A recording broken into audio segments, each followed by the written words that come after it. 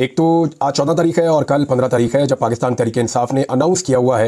एक तरफ शंघाई ताउन तंजीम का समिट हो रहा है इस्लामाबाद में और टी चौक में पाकिस्तान तहरीक इंसाफ ने एहतजाज की अनाउंसमेंट की हुई है।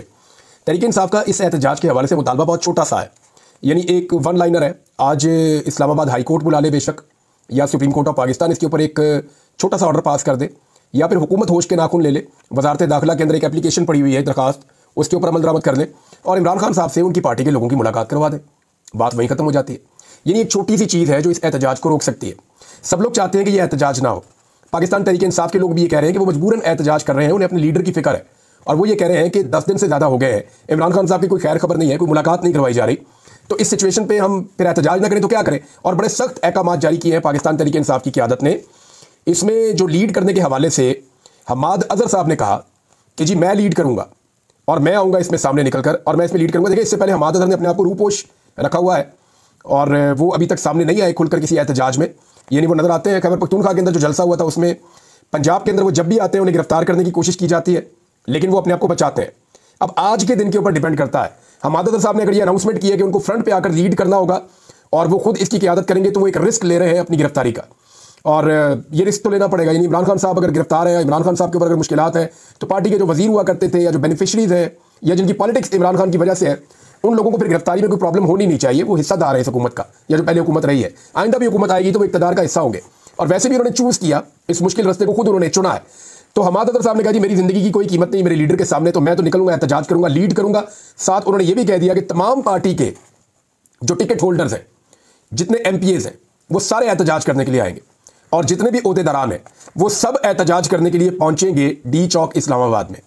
ये हमाद अजहर साहब ने कहा है और उन्होंने कहा कि जो नहीं आएगा फिर वो ना टिकट होल्डर होगा ना वो पार्टी का ओहदेदार होगा। तो ये बड़ा सीरियसली उन्होंने इसको इस दफ़ा टैकल किया है। अब इमरान खान साहब की जो बहन है नौरीन खानम साहिबा, यानी इससे पहले आप अलीमा खान साहिबा को देखते थे, उनके साथ दूसरी बहन होती थी, तो अब 2 बहनें इमरान खान साहब की गिरफ्तार हो गई हैं।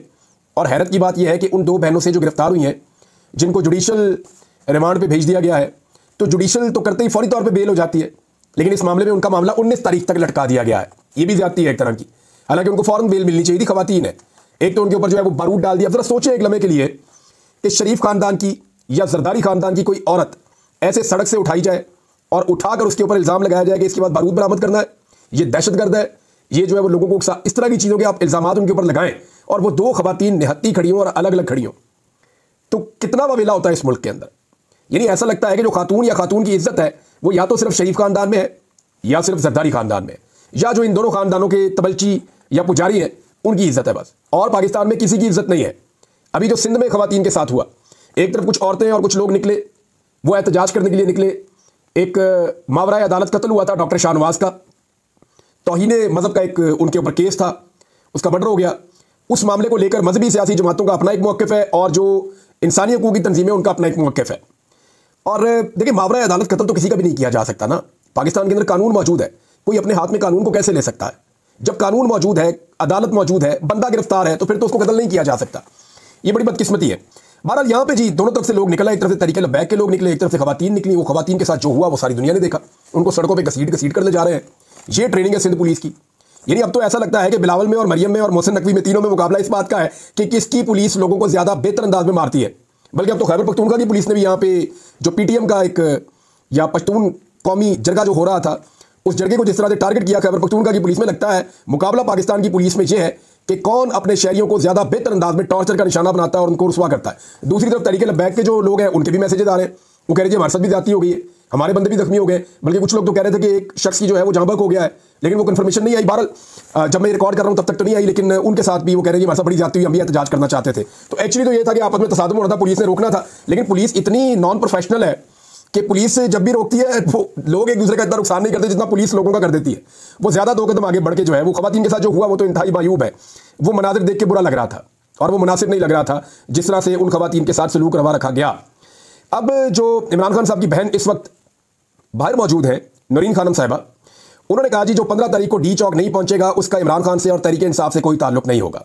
तो बड़े सख्त ऑर्डर आ गए तहरीक इंसाफ के लोगों को पहुंचना पड़ेगा। मोमेंटम हौले हौले बन रहा है, लेकिन मुझे ऐसा लगता है कि शायद मुलाकात करवा दी जाएगी आज के दिन में, या हो सकता है 15 तारीख की सुबह मुलाकात करवा दी जाए और एहतजाज को रोकने की कोशिश की जाए। देखिए, हुकूमत देखेगी क्या, मुझे ऐसा लगता है कि हुकूमत ये देखेगी कि अगर बड़े पैमाने पर एहतजाज का इम्कान बन गया है और एक तगड़ा और बड़ा एहतजाज इस्लामाबाद में हो सकता है, तो फिर वो सिचुएशन को डिफ्यूज़ करने के लिए इमरान खान साहब की उनकी सियासी क़यादत से मुलाकात करवा देगी। लेकिन अगर उन्हें ये लगेगा कि नहीं, ये पब्लिक कोई प्रेशर नहीं बना पाएगी या लोग नहीं निकल पाएंगे, या हमाद साहब ने और जो पंजाब की क़यादत ने फैसला किया कि वो निकलेंगे ज़रूर, तो वो नहीं निकल पाएंगे, उनको वो असेसमेंट होगी तो वो उसके मुताबिक फिर अपना फैसला करेंगे, जो अब तक मुझे दिखाई दे रहा। लेकिन ये है ज़्यादती, ये एक छोटी सी चीज़, अभी मुलाकात करवानी है इमरान खान साहब से। डर उन्हें इस बात का है कि अगर मुलाकात होगी तो इमरान खान साहब को अहकाम जारी कर देंगे। स्पेशली जो कुछ अली अमीन गंडापुर साहब के साथ 1 महीने में 2 मरतबा हुआ है, इमरान खान साहब इसको अनअटेंडेड नहीं छोड़ेंगे। इमरान खान साहब इसको ऐसे हवा में जाने नहीं देंगे। उनके पास से शायद आजकल मुकम्मल इंफॉर्मेशन ना हो, लेकिन वो जाने वाले से सिर्फ यही पूछेंगे कि बताओ पूरी बात हुआ क्या था। और जब उन्हें पूरी बात समझाई जाएगी तो उनकी अंडरस्टैंडिंग बहुत ज़्यादा है इमरान खान साहब की, और फिर वो डिसीजन लेने की भी ताकत उनकी बहुत ज़्यादा है। वो आदमी अपनी 2 हुकूमतें गिरा सकता है एक झटके में, तो उससे आप कुछ भी तवक्को कर सकते हैं। और इमरान खान साहब ने यह कहा था अली अमीन गंडापुर को कि हुकूमत जाती है जाए, गवर्नर राज लगता है लगे, कुछ भी हो जाए आपने एहतजाज जारी रखना है। लेकिन एहतजाज जो है वो फिर जारी नहीं रह सका। इमरान खान साहब से मुलाकात और ये एहतजाज, यानी वन लाइनर पाकिस्तान तहरीक इंसाफ ने कह दिया, इसको यहां रख लें। दूसरा जो ज्यादा अहम मामला है, ये नहीं मैं आपको बताऊं, ये एहतजाज हो जाए, आज हो जाए, कल हो जाएगा, परसों हो जाएगा, एहतजाज तो कभी भी हो जाएगा। इमरान खान साहब के ऊपर जो सख्ती है वो आज दूर हो जाए, कल हो जाए, परसों हो जाए, 4 दिन में दूर हो जाए, अल्टीमेटली वो भी हो जाएगी। इमरान खान साहब की जो मुलाकातें रुकी हुई हैं वो आज शुरू हो जाए या थोड़े दिनों में हो जाए, ये सारी चीजें मैनेज हो जाएंगी। जो चीज पाकिस्तान तहरीक इंसाफ से कभी भी मैनेज नहीं होगी वो है आईनी तरमीम। आईनी तरमीम के हवाले से अगर पाकिस्तान तहरीक इंसाफ अपने एमएनएज और सेनेटर संभाल के बैठ गई तो यही उनका सबसे बड़ा कंट्रीब्यूशन होगा। मेरी इत्तला के मुताबिक पाकिस्तान तहरीक इंसाफ के अंदर ना कुछ खिचड़ी ऐसी पक रही है, या कोई ना कोई ऐसा बंदा है जो मदद कर रहा है आईनी तरमीम के लिए, और ये आने वाले दिनों में बंदे सामने आ जाएंगे और इमरान खान साहब खुद इनके नाम लेंगे। लेकिन जिन एमएनएज के ऊपर ज्यादा काम हुआ, जरा मैं आपको उनका नाम बता देता हूं, और ये इनमें से एक भी अभी तक काबू नहीं आया। यानी 3 एमएनएज मैं आपको पहले दिन से बता रहा हूं कि वो चले गए तो वो तो चले गए। चौधरी उस्मान अभी तक काबू नहीं, औरंगजेब खिच्ची अभी तक नहीं, जहूर कुरैशी, ये 3 लोग तो आप गिन लेंगे ये हुकूमत की तरफ गए। इसी तरह 2 लोग जो है हुकूमत के निकल गए, जिनमें एक आदिल बाज़ई और एक इलियास चौधरी। इलियास चौधरी साहब इस वक्त पाकिस्तान से बाहर है, वो वापस आने का नाम नहीं ले रहे, बड़ा दबाव उन पर बनाया जा रहा है। दूसरी तरफ जो आदिल बाज़ई है वो ये कह रहे हैं कि कुछ मेरा कर लें, मैंने नहीं आप वोट डालना, मेरी सीट जाती है तो जाए, मैं इसका हिस्सा नहीं बनूंगा। मुझे उन्होंने खुद फोन करके कहा। अब जरा आप देखें कि जिन बंदों के ऊपर ज्यादा जोर लगाया जा रहा है, शफकत ऐवान साहब है जी। शफकत ऐवान साहब को उन्होंने बल्कि बताया टीवी पे आके कि पंजाब की जो इंफॉर्मेशन मिनिस्टर है उसने प्रेस कॉन्फ्रेंस करते हुए जिस शख्स को मेरा मामू बनाया वो मेरे भट्टे के ऊपर काम करने वाला मैनेजर है, और उसको पकड़ के मेरा मामू बना दिया।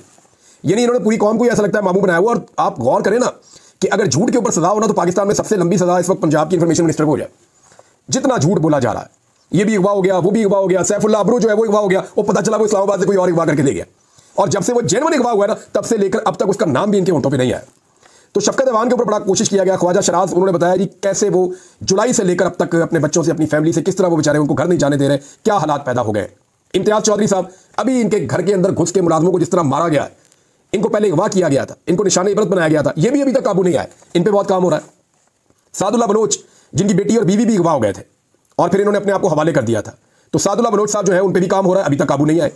मुबीन आरिफ पाकिस्तान से बाहर है, इनकी फैक्ट्री, घर, फार्म हाउस, हर चीज तोड़ के तबाह कर रहे हैं, सारा कुछ सील कर दिया, मुलाजमों को मारा कुटा अगवा करके ले गए, लेकिन इन्होंने भी अभी तक हार नहीं मानी। रियाज फतियाना, इनके बेटे को एक मरतबा अगवा किया और दूसरी मरतबा फिर इनके बेटे को अगवा कर दिया छोड़ने के बाद।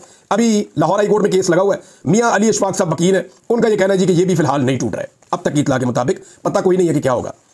फिर आदिल बाज़ई पे काम हो रहा है, इलियास चौधरी पे काम हो रहा है, मैंने आपको पहले बता दिया। ब्रिगेडियर असलम घुम्मन, इनके घर को गुज़िश्ता चंद दिनों से घेरा हुआ था, लेकिन ब्रिगेडियर साहब कहते हैं कुछ हो जाए, दुनिया इधर से उधर मुझे उठा के ले जाए, मैंने वोट उधर ही डालना है जहाँ मैंने डालना है, और मेरी मर्जी के बगैर कोई मेरे से वोट नहीं ले सकता, चाहे मुझे अगवा करके ले जाए, चाहे मुझे मेरे घर में रहने दे, चाहे मुझे जबरदस्ती जो मर्जी करे, मैंने वोट नहीं डालना। ये जी ब्रिगेडियर असलम घुम्मन है, अभी तक तो उनका ये स्टेटमेंट है। जावेद इकबाल बड़ाइश साहब है, इनका भी आपको पता है डेरे वेड़े तोड़ दिए, इनको नुकसान पहुंचाया, लेकिन इसके बावजूद वो खड़े। अली साई पाकिस्तान से बाहर है, उनके ऊपर बहुत दबाव डाला जा रहा है। साहबजादा महबूब सुल्तान, साहबजादा अमीर सुल्तान, इन पर बहुत दबाव डाला जा रहा है, और भी कुछ नाम है। लेकिन ये 12-13 बंदे मैंने आपको बताया ना, इनके ऊपर सबसे ज्यादा फोकस है।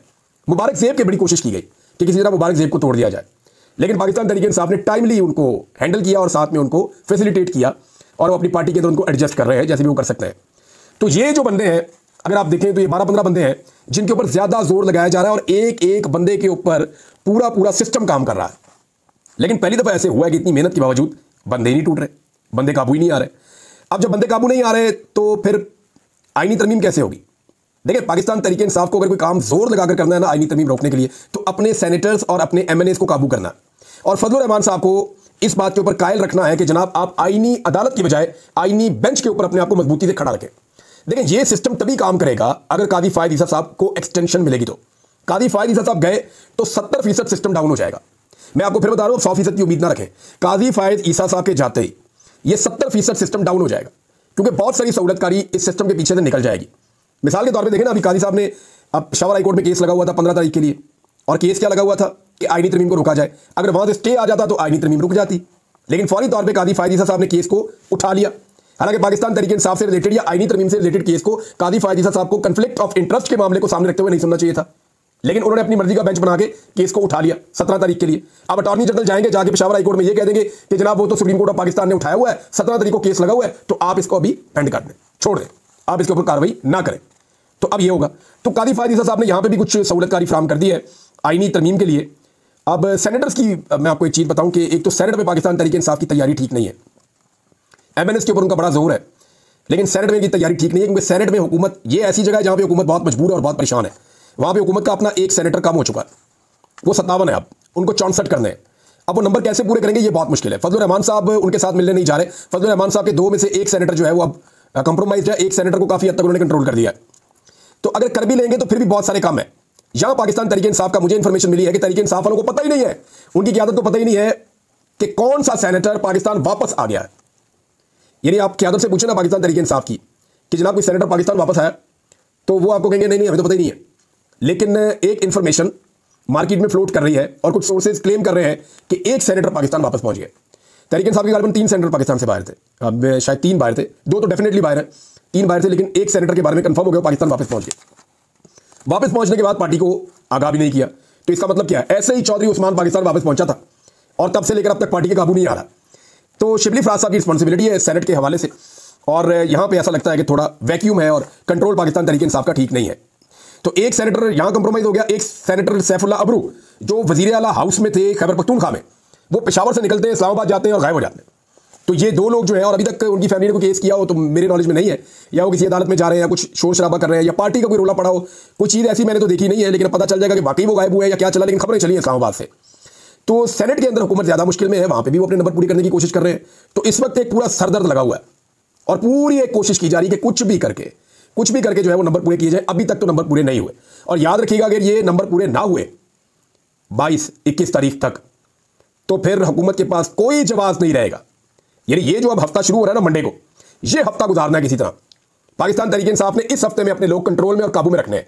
ये हफ्ता गुजर गया तो हुकूमत को हर हाल में जस्टिस मंसूर अली शाह साहब का नोटिफिकेशन जारी करना पड़ जाएगा, फिर कोई और रास्ता नहीं होगा। तो इस हफ्ते के लिए याद रखिएगा ये बहुत इंपॉर्टेंट हफ्ता है जो शुरू होने जा रहा है, फैसला कुन हफ्ता है। और यहां पे हुकूमत और हुकूमत की सपोर्टर्स पूरी कोशिश करेंगे कि कुछ भी करके आईनी तरमीम के लिए नंबर पूरे करें। फजलुर रहमान साहब के बगैर तो ये नामुमकिन नजर आता है, लेकिन फजलुर रहमान के बगैर वो अपना एक स्ट्रेटेजी बना रहे हैं और कोशिश कर रहे हैं कि वो नंबर पूरे हो जाए किसी तरह। एक चीज़ नाज़रीन जाते जाते जो बहुत अच्छी हुई मैं आपको बताना चाहता हूँ, और ये पश्तून कौमी जरगे से एक बड़ी अच्छी खबर है। शेर अब्दुल मरवत गए थे वहाँ पर खिताब करने के लिए। देखिए लोग कहते हैं पाकिस्तान के एंटी हैं, पाकिस्तान के खिलाफ हैं, लोग बुग़्ज़ रखते हैं। हमारे यहाँ पे लोग लिसानियत की बुनियाद पे, सुबाइयत की बुनियाद के ऊपर सियासत करते हैं, लोगों को लड़ा कर सियासत करते हैं। अभी दुक्की के अंदर हमारे जो पश्तून भाई हैं 20 के करीब वो शहीद हो गए, इससे पहले पंजाबी शहीद हो गए थे बलूचिस्तान में। तो कोशिश की जाती है कि आपस में लड़ाया जाए, मुख्तलिफ कौमियत के लोगों को लिसानी बुनियादों पर आपस को लड़ा के इसको पाकिस्तान को एक इकाई के तौर पर कमज़ोर किया जाए। इनको कमज़ोर करेंगे तो जल्दी काबू आ जाएंगे। लेकिन शेर अब्दुल मरवत ने जब नारा लगाया ना पाकिस्तान, तो जिंदाबाद की बड़ी शानदार आवाज़ आई वहाँ से। अभी भी अगर किसी को पाकिस्तानी गद्दार लगते हैं या जरगे वाले गद्दार लगते हैं तो वो नारा निकाल के सुन लें, उन्हें उनकी गलती का जो है वो एहसास हो जाएगा। अब तक के लिए इतने, अपना ख्याल रखिएगा, अपने चैनल का भी। अल्लाह हाफ़िज़।